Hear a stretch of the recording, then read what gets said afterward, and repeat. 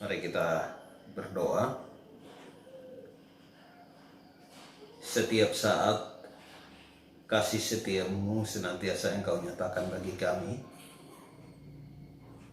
Kami menjalani hari-hari hidup kami di dalam pemeliharaan Tuhan. Oleh karena Roh Kudus-Mu yang Engkau nyatakan di dalam hidup kami, pribadi yang setia menolong, menyertai dan memberkati kami hingga saat ini. Ya Tuhan Allah Bapa di sorga, pada hari ini kami datang merendahkan diri kami di hadapan-Mu. Kami akan belajar dari kebenaran firman-Mu. Mohon Tuhan berkati kami, baik setiap yang mendengar di ruangan ini, ataupun yang mendengar firman-Mu ini di rumah masing-masing jemaat, ataupun mungkin dalam perjalanan. Kiranya Tuhan pimpin, berkati mereka. Kuasa iblis setan yang bekerja dengan cara apapun untuk mengganggu pemberitaan firman-Mu, maka kami sehati, kami mohon di dalam nama Tuhan Yesus, mohon Tuhan sendiri yang singkir jauhkan.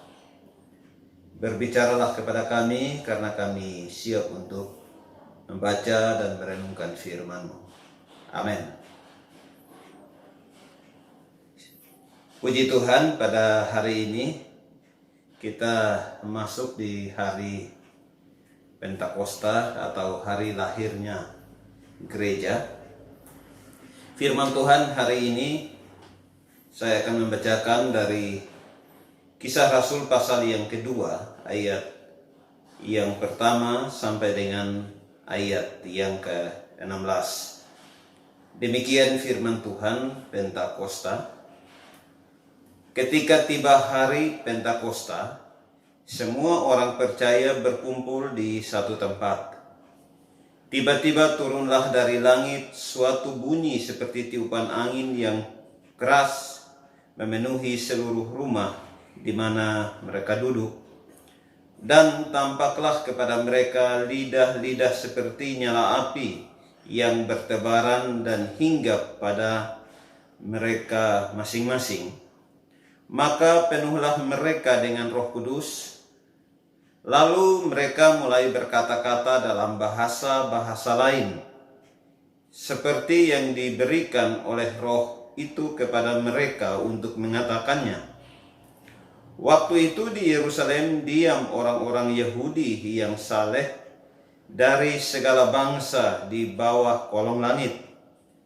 Ketika turun bunyi itu, berkerumunlah orang banyak.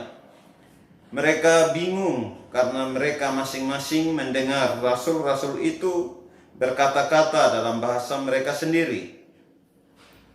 Mereka semua tercengang-cengang dan heran, lalu berkata, "Bukankah mereka semua yang berkata-kata itu orang Galilea? Bagaimana mungkin kita masing-masing mendengar mereka berkata-kata dalam bahasa kita sendiri, yaitu bahasa yang kita pakai di negeri asal kita? Kita orang Partia, Media, Elam, penduduk Mesopotamia, Yudea dan Kapadokia, Pontus dan Asia, Frigia dan Pamfilia, Mesir, dan daerah-daerah Libya yang berdekatan dengan Kirene, pendatang-pendatang dari Roma, baik orang Yahudi maupun penganut agama Yahudi, orang Kreta dan orang Arab. Kita mendengar mereka berkata-kata dalam bahasa kita sendiri tentang perbuatan-perbuatan besar yang dilakukan Allah." Mereka semuanya tercengang-cengang dan sangat termangu-mangu sambil berkata seorang kepada yang lain, "Apakah artinya ini?" Tetapi orang lain menyindir, "Mereka sedang mabuk oleh anggur manis." Maka bangkitlah Petrus berdiri dengan ke-11 rasul itu, dan dengan suara nyaring ia berkata kepada mereka, "Hai kamu orang Yahudi dan kamu semua yang tinggal di Yerusalem, Ketahuilah dan camkanlah perkataanku ini.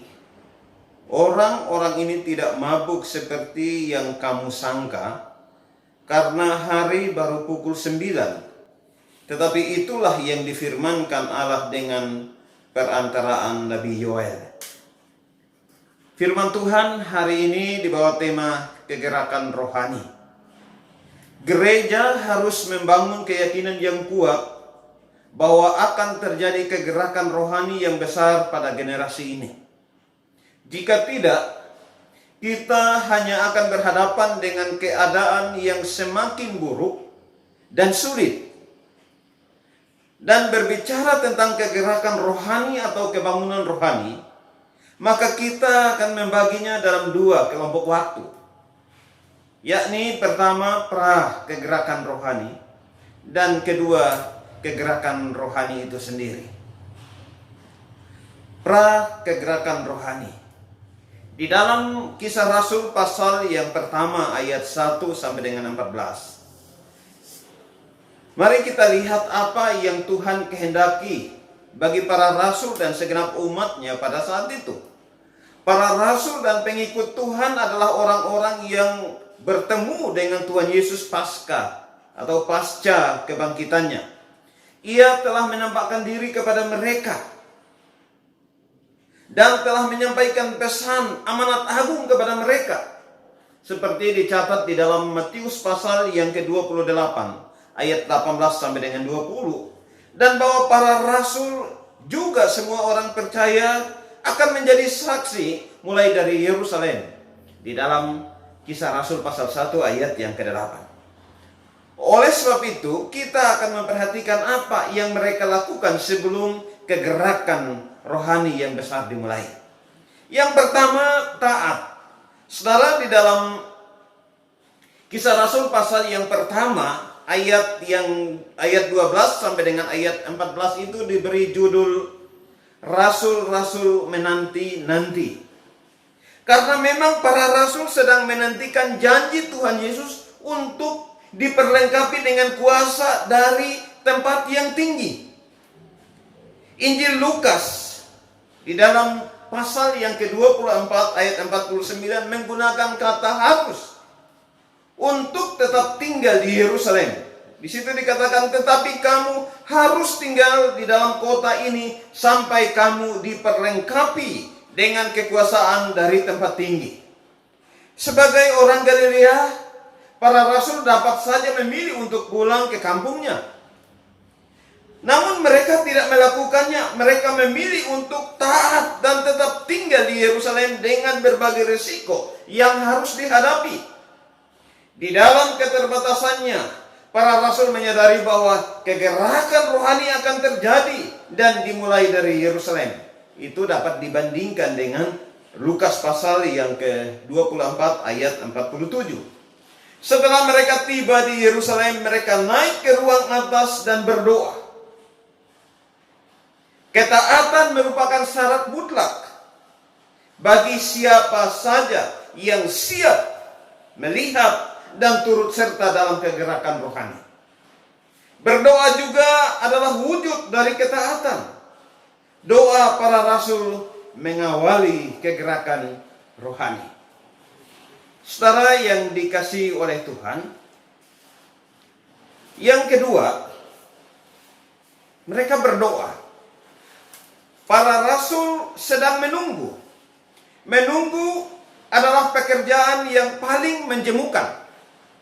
Di dalam mereka menunggu inilah doa menjadi sumber kekuatan dalam penantian hingga semua yang dijanjikan Tuhan terwujud indah di dalam waktu Tuhan. Doa menjadi sarana untuk menjalin relasi yang lebih mendalam bersama Tuhan, kapanpun, bahkan di saat-saat kita sangat membutuhkan pertolongan Allah. Mendengarkan perkataan kita.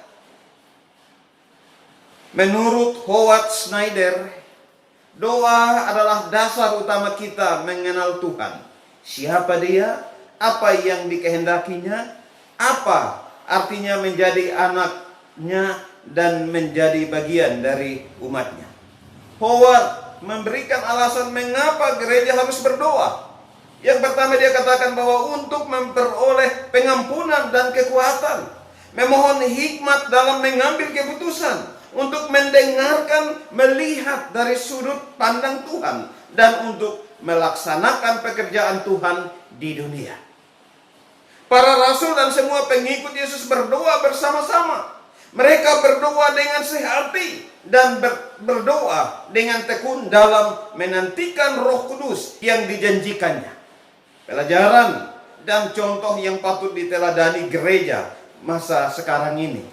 Karena doa memberi kekuatan untuk setia menanti terwujudnya pengharapan akan terjadinya kegerakan rohani. Yang kedua adalah kegerakan rohani. Di dalam Kisah Rasul pasal yang kedua ayat 1 sampai dengan ayat yang ke-16. Sebelum terangkat ke sorga, Yesus berjanji akan mencurahkan Roh Kudus untuk meneruskan dan mewujudkan misinya di dunia. Di antara janji tentang Mesias dan kedatangannya, jadi mulai dari nubuat bahwa Mesias akan datang, akan lahir, dan seterusnya. Itu diselingi dengan waktu atau waktu penggenapannya agak lama, ya. Namun di antara janji tentang Roh dan kedatangannya hanya berselang beberapa hari. Jadi kalau kita perhatikan janji bahwa Roh Kudus akan turun dan kamu akan menjadi saksi dari peristiwa Tuhan, hari di mana Tuhan Yesus naik ke sorga sampai pencurahan Roh Kudus itu 10 hari. Jadi dari semua janji Tuhan itu inilah yang paling cepat digenapi. Karena hanya berselang beberapa hari. Pentakosta pada zaman perjanjian baru adalah hari turunnya Roh Kudus, yaitu pada hari ke-50 setelah kebangkitan Kristus. Kita akan melihat beberapa hal terkait dengan kegerakan rohani yang terjadi. Yang pertama, yaitu di dalam ayat yang pertama sampai dengan ayat yang ke-6, yaitu janji Tuhan digenapi, yaitu pencurahan Roh Kudus di dalam Kisah Rasul pasal yang pertama ayat yang ke-8. Demikian bunyinya, tetapi kamu akan menerima kuasa kalau Roh Kudus turun ke atas kamu, dan kamu akan menjadi saksiku di Yerusalem dan di seluruh Yudea dan Samaria dan sampai ke ujung bumi.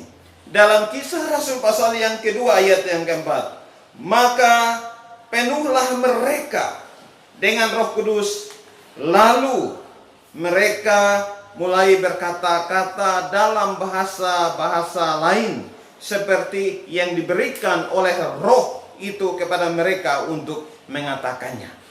Roh Kudus turun dan memenuhi umatnya, dan yang menerima Roh Kudus bukan hanya para rasul, tetapi juga semua orang percaya. Sehingga saudara, ada orang-orang yang menjadi percaya di daerah yang lain, ya pada zaman itu bukan hasil kunjungan daripada para rasul, tetapi adalah oleh karena orang-orang yang hadir pada saat peristiwa pencurahan Roh Kudus. Yang kedua adalah berani mengkhotbahkan tentang Kristus. Di dalam ayat yang ke-7 sampai dengan ayat yang ke-13 dari pasal yang kedua. Masa sebelum ini, para rasul dan umat Tuhan lainnya hidup dalam ketakutan. Namun setelah pencurahan Roh Kudus, mereka berani memperkatakan tentang perbuatan-perbuatan Tuhan yang besar. Kendati pun demikian, ada yang menyindir. Ayat yang ke-13, mereka sedang mabuk oleh anggur manis. Alkitab memberikan catatan tentang Petrus di saat penangkapan Tuhan Yesus, yang akhirnya ia menyangkal Tuhan Yesus karena takut. Selama 3 kali dia menyangkal dalam waktu 1 malam. Namun di dalam pemulihan atau setelah pemulihan, oleh karena Tuhan Yesus bertanya kepada dia, yang dicatat oleh Rasul Yohanes di dalam Injil Yohanes pasal yang ke-21 ayat 15 sampai dengan ayat 18. Dan ketika Roh Kudus memenuhinya. Ia dengan berani menyampaikan bahwa mereka tidak mabuk, tetapi yang terjadi adalah penggenapan nubuat, dan ia memberitakan kepada orang banyak bahwa ayat 21 sampai dengan ayat 24. Dan barang siapa yang berseru kepada nama Tuhan akan diselamatkan. Hai orang-orang Israel, dengarlah perkataan ini. Yang aku maksudkan ialah Yesus dari Nazaret, seorang yang telah ditentukan Allah dan yang dinyatakan kepadamu dengan kekuatan-kekuatan dan mujizat-mujizat dan tanda-tanda yang dilakukan oleh Allah dengan perantaraan Dia di tengah-tengah kamu. Seperti yang kamu tahu, Dia yang diserahkan Allah menurut maksud dan rencananya telah kamu salibkan dan kamu bunuh oleh tangan bangsa-bangsa durhaka. Tetapi Allah membangkitkan Dia dengan melepaskan Dia dari sengsara maut, karena tidak mungkin Ia tetap berada dalam kuasa maut. Saudara yang dikasihi oleh Tuhan, inilah kegerakan rohani yang luar biasa yang terjadi, yang diberitakan oleh orang yang berapa waktu yang lalu menyangkal, bahkan mau kembali kepada masa lalunya, masa hidupnya sebelum, pekerjaan dia sebelumnya.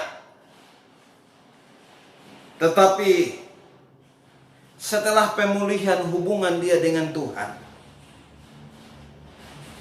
dan dengan kuasa Roh Kudus yang diberikan kepadanya, maka dia menjadi seorang yang tidak takut dan tidak gentar untuk membela yang benar dan mengabarkan. Kalau kita perhatikan ini, dikatakan bahwa ayat 23, Dia yang diserahkan Allah menurut maksud dan rencana telah kamu salibkan dan kamu bunuh. Jadi dia sambil ngomong ini, membela ini, menyampaikan ini, dia menyerang orang-orang Yahudi bahwa Yesus itulah yang kamu salibkan, Yesus itulah yang kamu bunuh, dan Dia adalah Tuhan. Saudara yang dikasihi oleh Tuhan, pada saat ini kita tidak menunggu pencurahan Roh Kudus. Anda dan saya, ketika kita percaya kepada Dia, Roh Kudus itu berdiam di dalam diri kita dan terus bekerja di dalam diri kita, supaya kita insaf, supaya kita hidup mencintai kebenaran, supaya kita hidup suci, rela menderita untuk mengabarkan kepada dunia tentang Yesus Kristus yang adalah Mesias. Pesan firman Tuhan bagi kita hari ini ialah, yang pertama, kita harus tetap taat kepada Tuhan dan firman-Nya harus menjadi pedoman hidup yang terus-menerus kita pelajari untuk pertumbuhan rohani kita. Yang kedua, doa adalah dasar utama kita mengenal Tuhan. Siapa Dia, apa yang dikehendakinya, apa artinya menjadi anak-anaknya dan menjadi bagian dari umatnya. Yang ketiga, doa memberi kekuatan untuk setia menanti terwujudnya pengharapan akan terjadinya kegerakan rohani. Yang keempat, Roh Kudus telah Tuhan curahkan dalam hidup kita, dan Ia selalu membimbing, menuntun, dan memimpin kita untuk sebuah kegerakan rohani. Keempat, berserahlah kepada pimpinan Roh Kudus, bukan kepada keinginan diri. Yang perlu kita lakukan adalah teruslah belajar mengenal Tuhan melalui doa dan firman-Nya. Yang kedua, mohon kekuatan untuk taat kepada Tuhan dalam melaksanakan kehendak-Nya, yakni kegerakan rohani, baik di dalam keluarga, di gereja, dan di masyarakat. Ketiga, taat akan pimpinan Roh Kudus. Dan keempat, berani menyaksikan perbuatan-perbuatan Tuhan yang besar kepada sesama dan kepada dunia. Mari kita berdoa. Tuhan Allah Bapa di sorga, terima kasih, kami bersyukur di dalam segala keadaan Tuhan senantiasa menyatakan kehadiran Tuhan di dalam setiap hidup kami. Dan kami bersyukur kami sudah mendengar kebenaran firman-Mu. Mohon Tuhan berkati dan jadikan kami pelaku firman-Mu ya Allah. Baik yang mendengarkan di tempat ini, yang mendengar di rumah, jemaat Tuhan, Tuhan sertai dan berkati dalam hidup dan pergumulan mereka masing-masing. Terpujilah Tuhan Allah kami yang hidup. Di dalam nama Tuhan Yesus kami sudah berdoa bersyukur kepada Bapa di sorga. Amin.